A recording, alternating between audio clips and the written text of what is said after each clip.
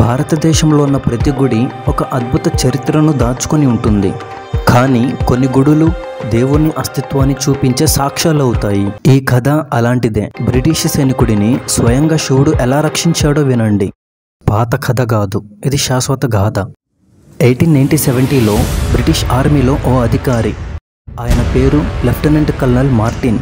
ఆయన మధ్యప్రదేశ్లోని అగర్మాల్వా ప్రాంతంలో తన సైన్యంతో ఆఫ్ఘనిస్తాన్ మీద యుద్ధం చేస్తున్నాడు. తన భార్యకు ప్రతి వారం లేఖలు రాసేవాడు మార్టిన్. కానీ ఒక రోజున ఆ లేఖలు ఆగిపోతాయి. మార్టిన్ భార్యకు భయం మొదలవుతుంది. ప్రతిరోజు ఆపద్ధానంగా మారుతుంది. ఒకరోజు ఆమె గుర్రంపై వెళ్తూ ఓ ఆలయం దగ్గర ఆగుతుంది. ఆ ఆలయం భైజనద్ మహాదేవ ఆలయం. ఆమె అక్కడ ఉన్న బ్రాహ్మణులకి తన గాథను చెబుతుంది. వారు ఒకే మాట అంటారు, 11 రోజులు ఓం నమః శివాయ మంత్రాన్ని జపించండి అని. ఆమె భర్త తిరిగి రావాలి అనే నమ్మకంతో భక్తి మొదలవుతుంది. ఆమె గుడిలో దీపం వెలిగించి ఒక్కొక్క రోజు కన్నీటితో మంత్రం జపిస్తూ మాల పట్టుకొని ప్రార్థిస్తుంది.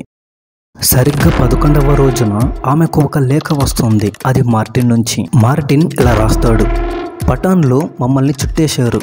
మేమందరం చనిపోవడమే ఖాయం అనుకున్నాం. సరిగ్గా అప్పుడే పొగమంచులో నుంచి ఒక యోగి వచ్చాడు.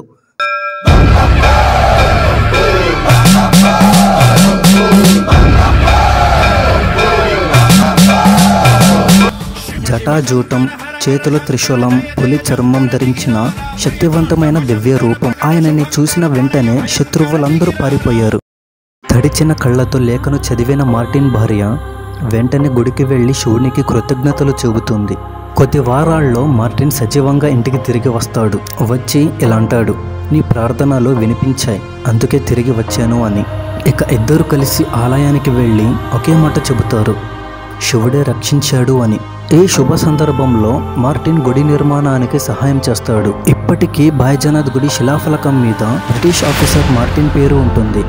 ఆ గుడి అతని భార్య భక్తికి శాశ్వత గుర్తుగా నిలుస్తుంది. ప్రతి ఆత్మీయ ప్రార్థనకి శివుడు సమాధానం ఇస్తాడు. కానీ ఒక నిబద్ధత ఉంటే చాలు.